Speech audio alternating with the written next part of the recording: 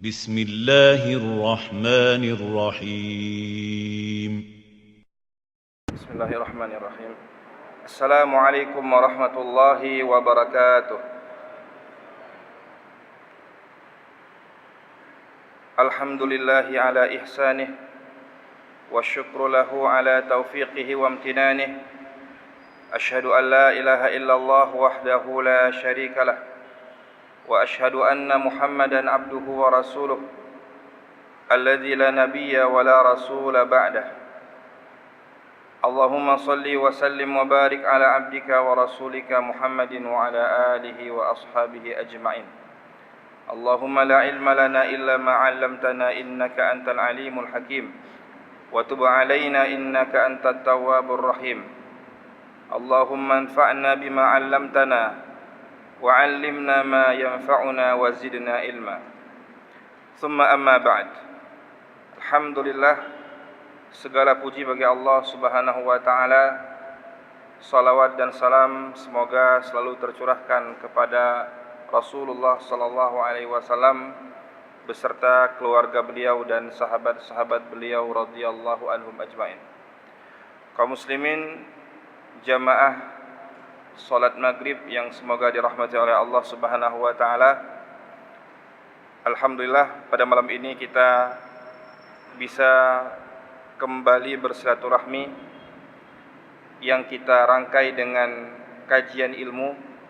Mudah-mudahan Allah Subhanahu wa taala menurunkan keberkahan di atas keberkahan. Insyaallah kita akan berbicara tentang al-qalbu. Apa arti al-qalbu? Pernah mendengar kata al-qalbu? Apa arti al-qalbu? Ya, hati. Ya. Baik. Saya ingin memberikan sedikit pandangan dalam bahasa Arab. Orang Arab menyebut hati itu, organ hati itu sebutannya adalah al-kabid,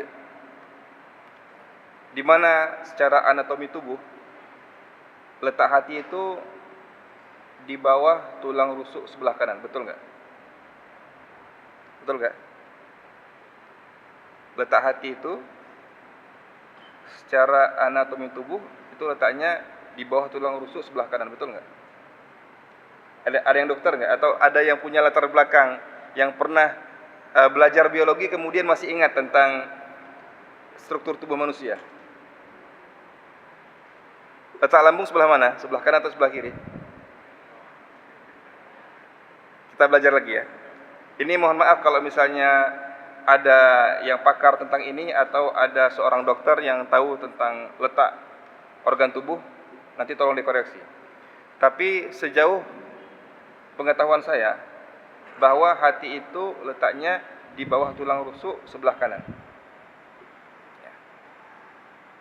Sedangkan qalbun itu letaknya di dada.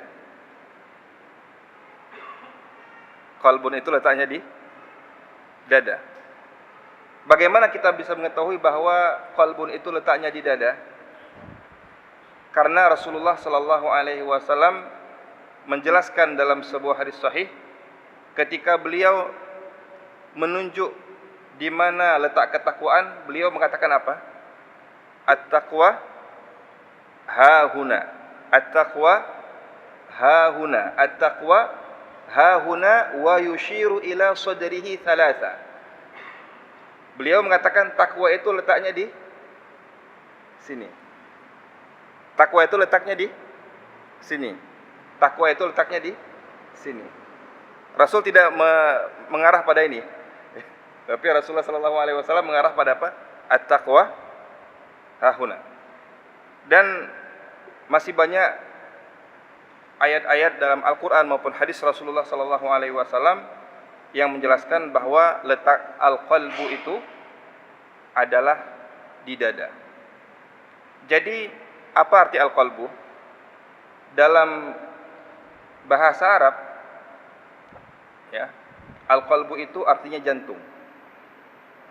Al-qalbu itu artinya jantung. Makanya kalau misalnya kita ke Arab, ketika ada istilah tabibul qalbi, itu bukan artinya dokter hati, tapi dokter jantung. Dokter jantung. Wallahu a'lam bishawab. Akan tetapi saya menggunakan istilah yang sudah masyhur saja. Ya. Yang sudah masyhur saja. Saya menggunakan istilah hati. Saya ingin memberikan sedikit faedah bahasa Arab, ya, bahwa al-qalbu itu artinya bukan hati, tapi artinya apa? Jantung. Karena hati itu secara anatomi tubuh letaknya di bawah rusuk sebelah kanan, sedangkan al-qalbu yang Rasulullah Shallallahu Alaihi Wasallam masukkan adalah letaknya di dada. Dan itu juga sering kita baca dalam surat An-Nas. Syaitan itu yang diganggu, yang dibisiki itu adalah wilayah di dada manusia. Alladzi yuwaswisu fi sudurin nas. Syaitan itu membisiki dada-dada manusia. Dan insyaallah akan kita jelaskan sedikit ya tentang bagaimana fungsi hati. Kenapa kita berbicara tentang hati? Karena hati atau jantung yang akan kita bicarakan pada malam ini adalah organ tubuh yang paling vital. Bahkan organ tubuh yang paling penting, yang tidak mungkin manusia itu hidup tanpa organ tersebut. Sebagaimana sabda Rasulullah sallallahu alaihi wasallam dalam Sahih Bukhari dan Sahih Muslim, ala fa inna fil jasadi mudghah. Ketahuilah bahwa di dalam jasad kita itu ada mudghah. Apa arti mudghah? Segumpal daging. Sedangkan hati itu, ya, sebagaimana kita ketahui bukan daging, tapi apa? Darah. Ini ya. Ini bagaimana detailnya sabda Rasulullah sallallahu alaihi wasallam. Ala fa inna fil jasadi mudghah. Ketahuilah bahwa dalam tubuh kita itu ada segumpal daging.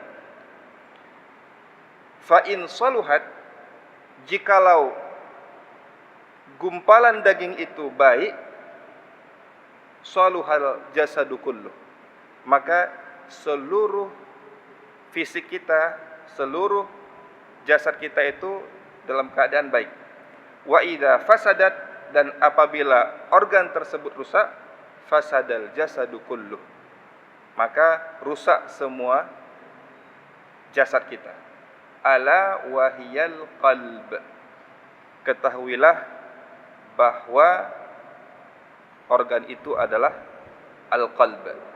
Silahkan menerjemahkan ya. Kalau saya lebih condong dengan menerjemahkan jantung. Kaum muslimin sidang salat maghrib yang semoga dirahmati oleh Allah Subhanahu wa taala. Apa pentingnya kita berbicara tentang hati? Atau apa fungsinya kita berbicara tentang al-qalbu? Dalam Al-Quran, Allah Subhanahu wa taala mensifati al-qalbu ini dengan berbagai macam sifat. Karena ini adalah organ yang paling penting, karena inilah organ yang paling vital, makanya Allah Subhanahu wa taala menyebutkan sampai 40 kali kata al-qalbu dalam Al-Quran. Jadi dalam Al-Quran itu ada beberapa sinonim atau persamaan kata dari kata al-qalbu. Al-qalbu, al-fuadu, itu artinya sama. Al-qalbu, al-fuadu artinya sama. Dan itu disebutkan oleh Allah Subhanahu wa taala 40 kali di dalam Al-Quran. Apa-apa saja sifat al-qalbu dalam Al-Quran? Yang pertama adalah al-qalbu adalah tempat bersemayamnya ketakwaan kepada Allah Subhanahu wa taala. Ya, kita tadi telah mendengar sabda Rasulullah sallallahu alaihi wasallam, at-taqwa hahuna. Takwa itu letaknya di sini. Dan Rasulullah sallallahu alaihi wasallam menunjuk ke arah dadanya 3 kali.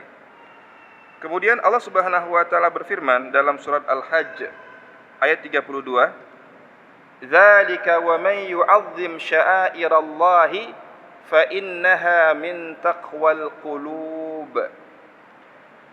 Yang demikian itu, kata Allah Subhanahu wa taala, ini mengacu kepada amalan-amalan haji. Zalika, yang demikian itu, wa may yu'azzim sya'airallah, barang siapa yang mengagungkan syiar-syiar Allah Subhanahu wa taala, fa innaha, maka yang demikian itu min taqwal qulub, merupakan ketakwaan dalam kalbu manusia.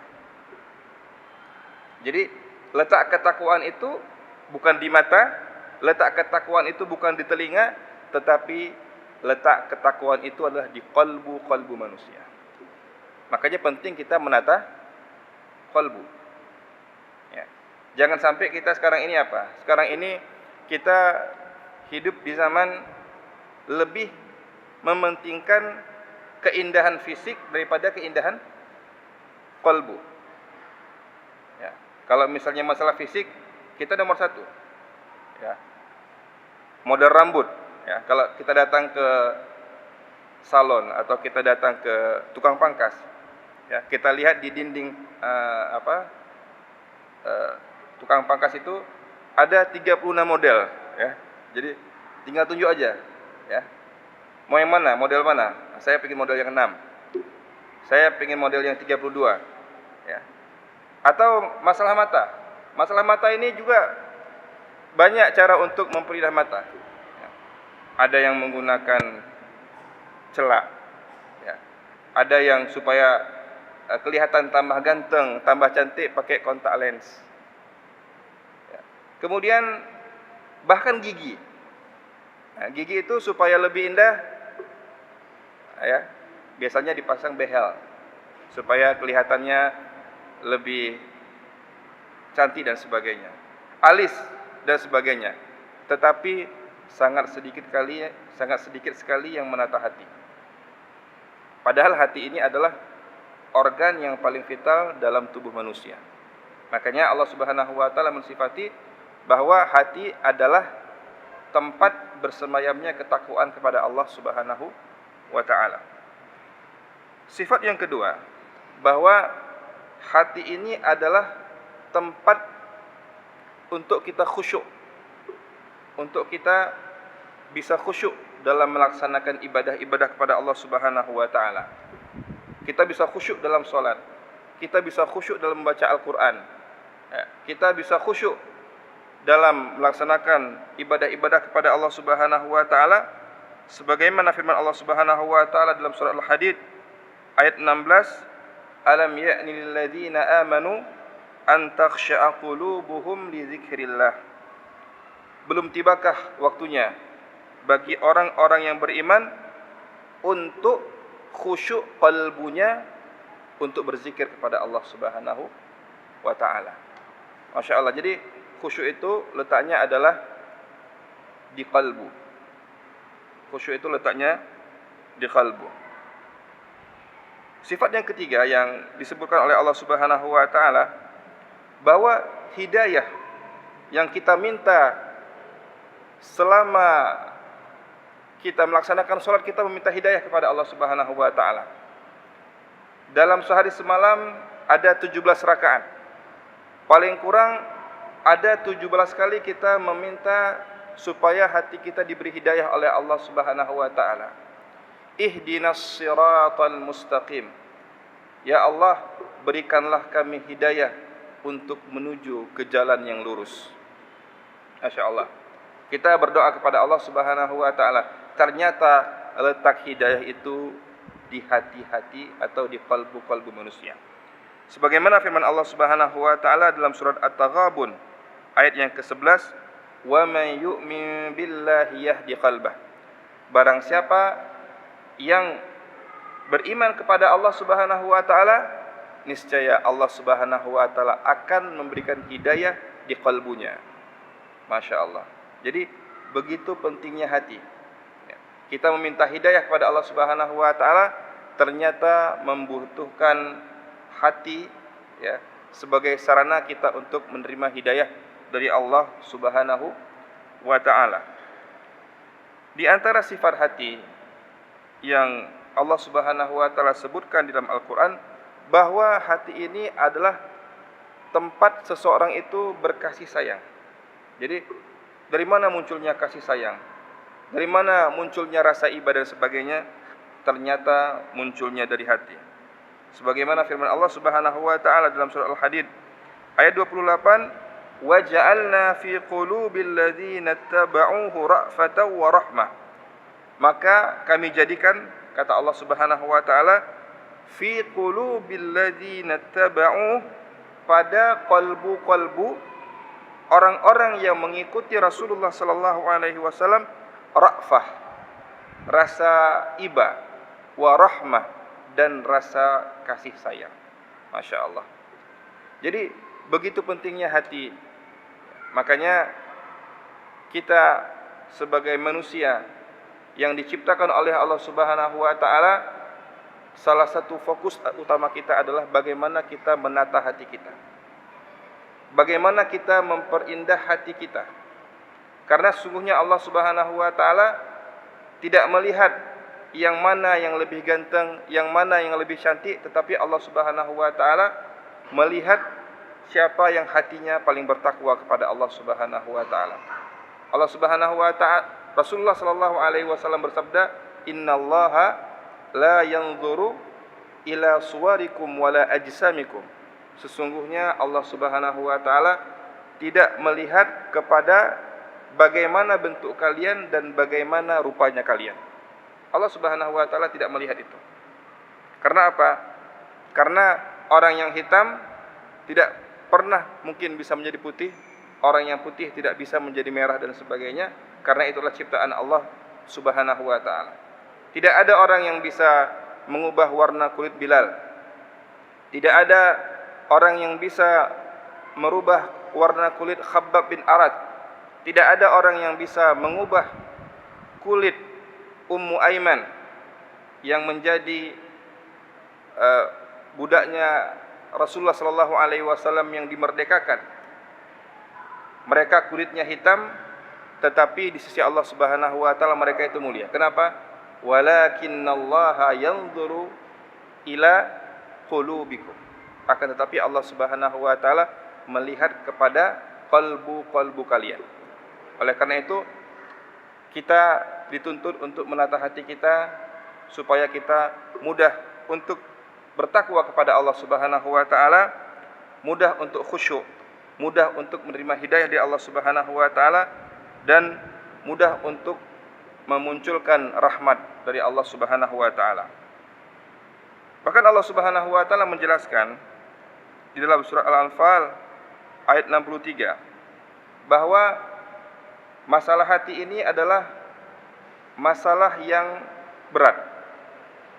Tidak ada yang bisa menyatukan hati-hati kita, tidak ada yang bisa menyatukan qalbu-qalbu kita kecuali Allah Subhanahu wa taala. Makanya ketika kita diberi kenikmatan oleh Allah Subhanahu wa taala, alhamdulillah kita di Provinsi Aceh ini bisa mudah untuk bersaudara. Ya. Kita punya banyak saudara. Bahkan kalau kita di Indonesia ini juga lebih luas lagi saudaranya. Kalau kita dalam skala internasional kita banyak saudaranya. Ketika kita bertemu misalnya di Tanah Suci, di Mekah, bertemu di Arafah, bertemu di Mina, kemudian ada orang Indonesia bertegur sapa dengan orang Pakistan, kemudian mereka tersenyum. Ya. Ketika bertegur sapa dengan orang Afrika, mereka tersenyum. Ketika bertegur sapa dengan orang Eropa, ya, mereka tersenyum. Kenapa? Karena masalah hati itu hanya Allah Subhanahu wa taala yang bisa mengaturnya. Allah Subhanahu wa taala satu-satunya zat yang dapat membolak-balikkan hati-hati kita. Dan ketika Allah Subhanahu wa taala sudah memberikan kenikmatan bagi kita untuk bersatu, maka mari kita syukuri karena itu adalah satu hal yang mahal. Allah Subhanahu wa taala berfirman, "Wa allafa baina qulubihim." Dan Allah lah yang mampu untuk menyatukan qalbu-qalbu mereka. Di sini Allah Subhanahu wa taala memproklamirkan bahwa tidak ada satupun yang dapat mempersatukan hati-hati makhluk. Lau anfaqta ma fil ardi jami'a ma allafta baina qulubihim walakinallaha allafa bainahum. Ini berat. Apa kata Allah Subhanahu wa taala? Jikalau kalian menginfakkan seluruh harta-harta kalian, niscaya kalian tidak pernah akan bisa menyatukan hati-hati manusia. Ya. Siapa orang yang terkaya sekarang? Tidak bisa membeli hati-hati kita. Tidak bisa membeli kalbu-kalbu kita. Walaupun dia menginfakkan seluruh hartanya, tidak bisa dia mendamaikan, tidak bisa dia menyatukan seluruh manusia. Walakinnallaha allafa bainahum, akan tetapi Allah yang dapat menyatukan hati-hati hamba-hambanya. Masya Allah.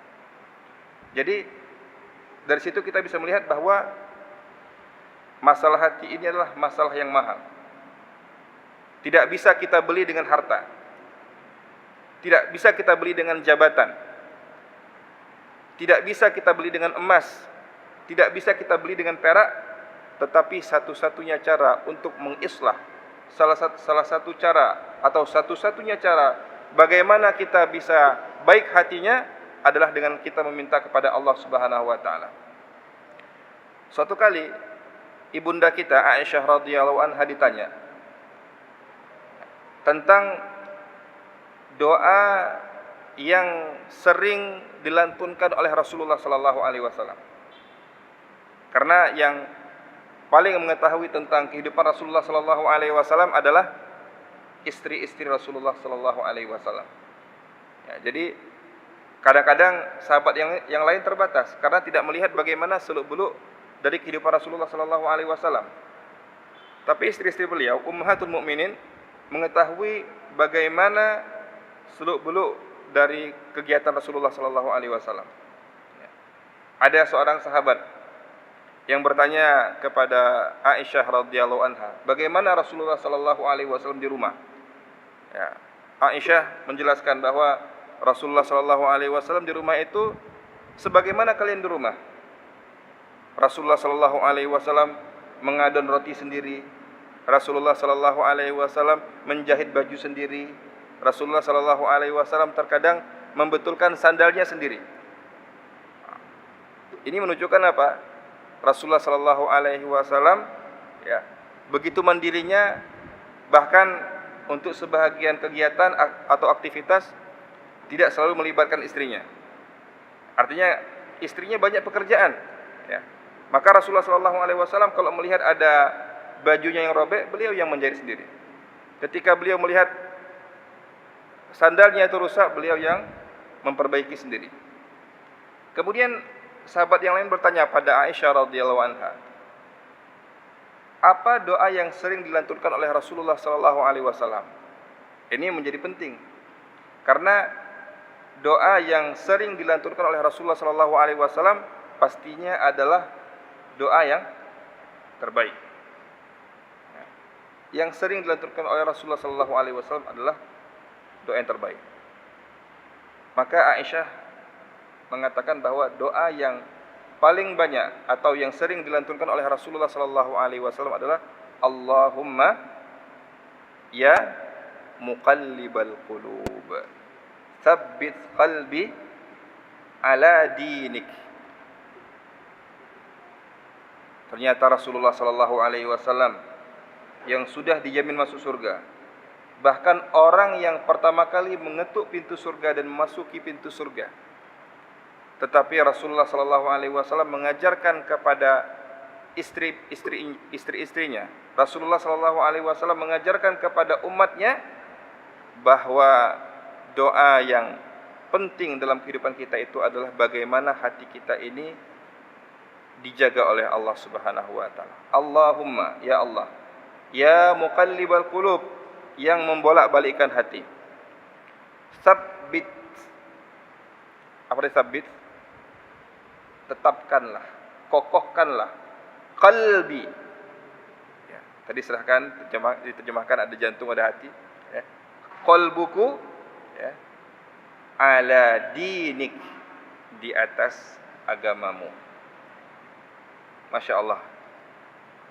Ternyata ini doa Rasulullah sallallahu alaihi wasallam.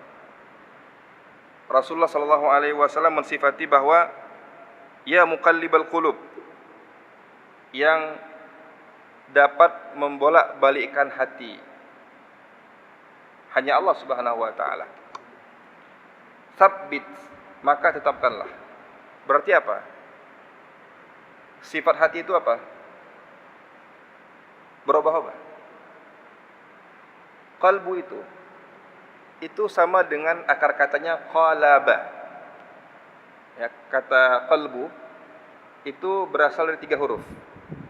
Qaf, lam, ba. Apa arti qalaba? Qalaba yaqlibu. Apa arti qalaba yaqlibu?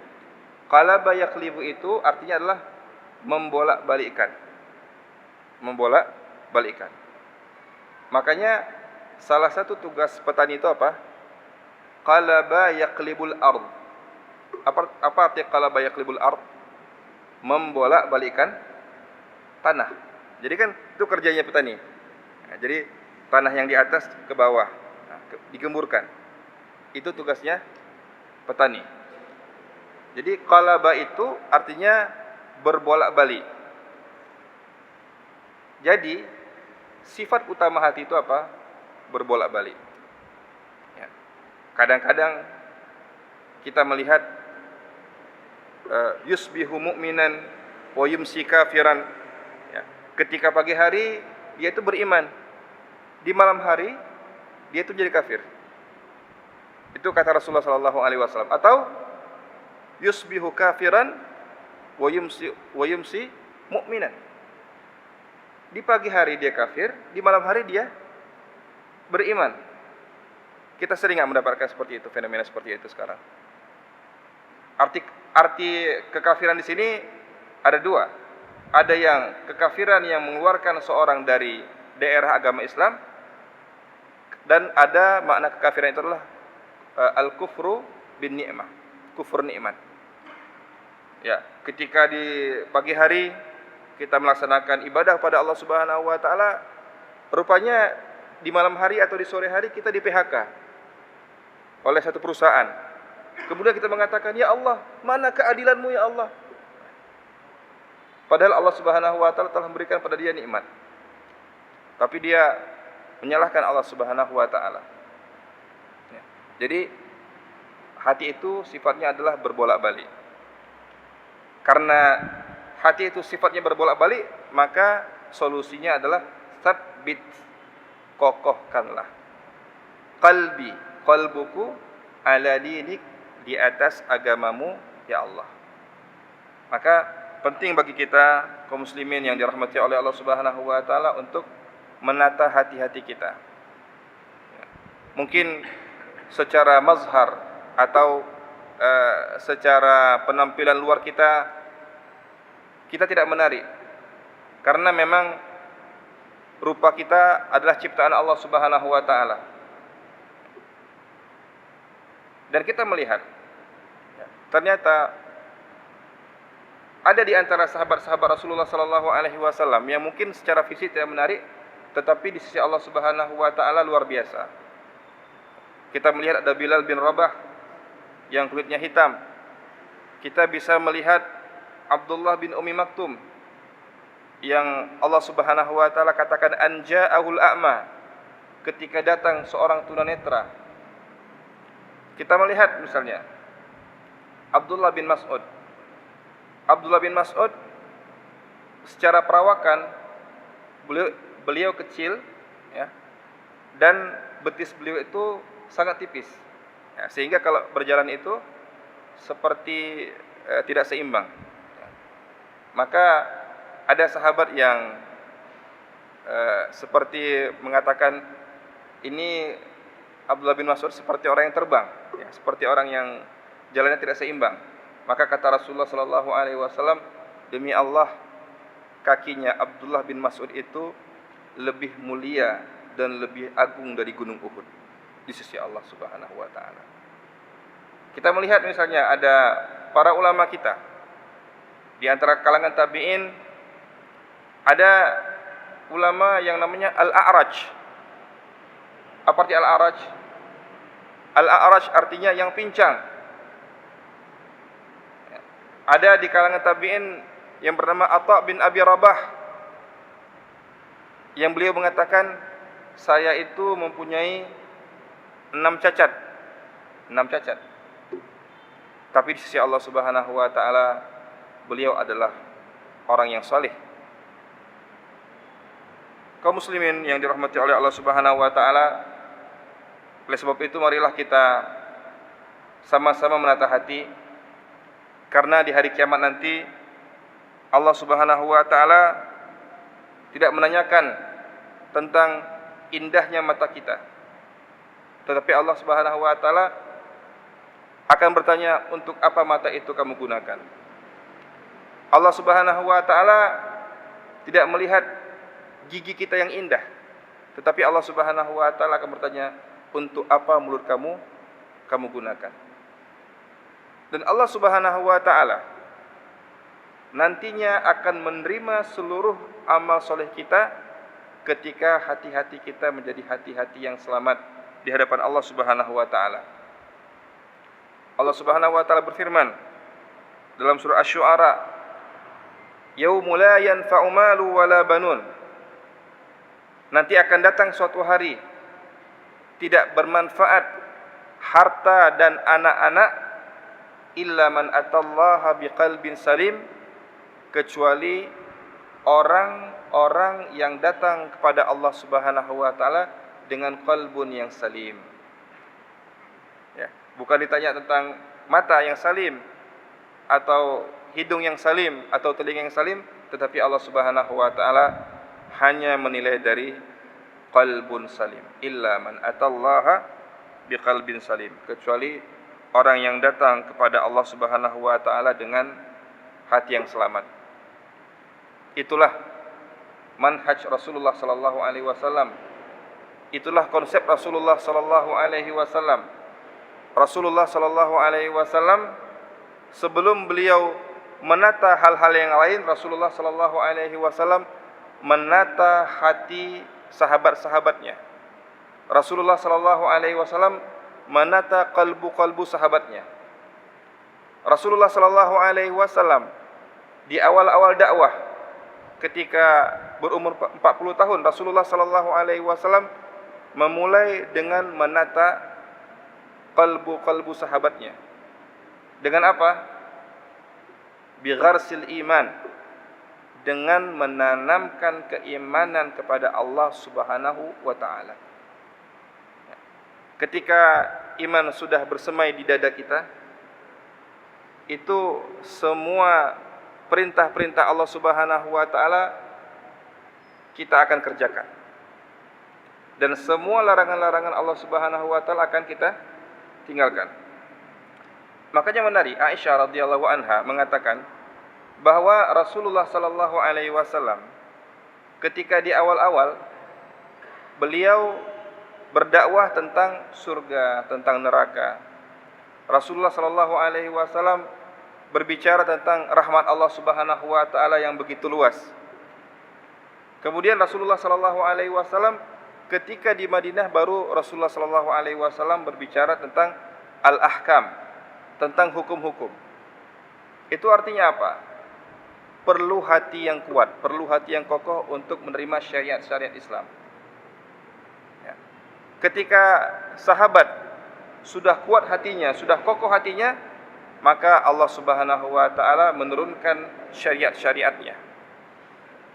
Maka kita sekarang ini kaum muslimin yang dirahmati oleh Allah Subhanahu wa taala, mari kita belajar dari manhaj Rasulullah sallallahu alaihi wasallam. Marilah kita mengetahui bagaimana fiqhul aulawiyat. Ada namanya fikih, ada skala prioritas. Ya. Ada skala prioritas kita dalam kehidupan kita. Ya. Bagaimana kita menata hati kita, menata hati keluarga kita, menata hati masyarakat kita, menata hati murid-murid kita, menata hati teman-teman yang ada di kantor kita. Mari kita mulai dari diri sendiri. Marilah kita mulai dari manhaj Rasulullah sallallahu alaihi wasallam dalam menata hati. Marilah kita berzikir kepada Allah Subhanahu wa taala dengan zikir yang banyak. Ya ayyuhalladzina amanu dzkurullaha dzikran katsira. Wahai orang-orang yang beriman, berzikirlah kepada Allah Subhanahu wa taala dengan zikir yang banyak. Masya Allah. Kita melihat bahwa Rasulullah sallallahu alaihi wasallam menganjurkan dalam beribadah itu yang paling afdal itu apa? Yang paling afdal itu adalah kita kerjakan sedikit tapi continue, atau kita kerjakan banyak tapi sekali-kali. Mana yang paling afdal? Yang sedikit tapi continue. Ya. Tetapi dalam hal berzikir kepada Allah Subhanahu wa taala, apa kata Allah Subhanahu wa taala? Ya ayyuhalladzina amanu, wahai orang-orang yang beriman, uzkurullah, berzikirlah kepada Allah Subhanahu wa taala. Ingatlah Allah Subhanahu wa taala zikran katsira, dengan zikir yang banyak. Karena apa? Karena ini adalah sarana kita untuk menata hati kita dengan berzikir kepada Allah Subhanahu wa taala. Ya. Yang kita butuhkan sekarang ini, khususnya di era milenial seperti kita sekarang ini, yang paling kita butuhkan itu bukan harta yang banyak atau jabatan yang tinggi. Tapi yang kita butuhkan itu apa? Hati yang tenang. Ada orang yang hartanya banyak, jabatannya tinggi, tapi hatinya tidak tenang. Ada orang yang dia itu ganteng iya, kaya iya, populer iya, tetapi bunuh diri. Apa yang membuat dia melakukan seperti itu? Hatinya tidak tenang. Dan Allah Subhanahu wa taala menunjukkan kepada kita satu cara. Bahkan inilah cara satu-satunya supaya hati kita menjadi tenang. Apa firman Allah Subhanahu wa taala? Ala bi dzikrillahi tatma'innul qulub. Ala, ketahuilah. Dalam bahasa Arab, ketika satu kalimat dimulai dengan kata ala, pakai alif, a, lam, mim. Ala, ketahuilah. Itu menunjukkan pembatasan. Bizikrillah, dengan berzikir kepada Allah Subhanahu wa taala, tatmainnul qulub, maka hati akan tenang. Maka satu-satunya cara untuk menata hati kita adalah dengan kita memperbanyak zikir kepada Allah Subhanahu wa taala. Zikir itu maknanya luas. Bukan artinya zikir itu hanya duduk di masjid kemudian dia berzikir dari pagi sampai zuhur, tidak. Tapi zikir itu maknanya sangat luas. Membaca Al-Qur'an itu zikir. Salat itu zikir. Wa aqimis salata li dzikri. Kata Allah Subhanahu wa taala kepada Nabi Musa alaihissalam, dan dirikanlah salat untuk mengingatku, kata Allah Subhanahu wa taala. Duduk di majelis ilmu adalah zikir. Jadi zikir itu maknanya sangat luas. Marilah kita gunakan waktu kita untuk berzikir kepada Allah Subhanahu wa taala, karena itu adalah satu-satunya jalan bagi seorang manusia untuk membuat hatinya tenang. Mudah-mudahan Allah Subhanahu wa taala menjadikan kita hamba-hamba Allah Subhanahu wa taala yang senantiasa Allah jaga hati kita, yang senantiasa Allah kokohkan hati kita, dan semoga kita istiqomah di atas jalan kebenaran, di atas kitabullah dan sunnah Rasulullah sallallahu alaihi wasallam, dan semoga kita diwafatkan dalam keadaan husnul khatimah. Wala tamutunna illa wa antum muslimun, dan janganlah sekali-kali kalian mati kecuali dalam keadaan berislam. Aqulu qauli hadza wa astaghfirullah li wa lakum. Kita tutup dengan doa kafaratul majlis. Subhanakallahumma wa bihamdika asyhadu an la ilaha illa anta astaghfiruka wa atubu ilaik. Assalamualaikum warahmatullahi wabarakatuh.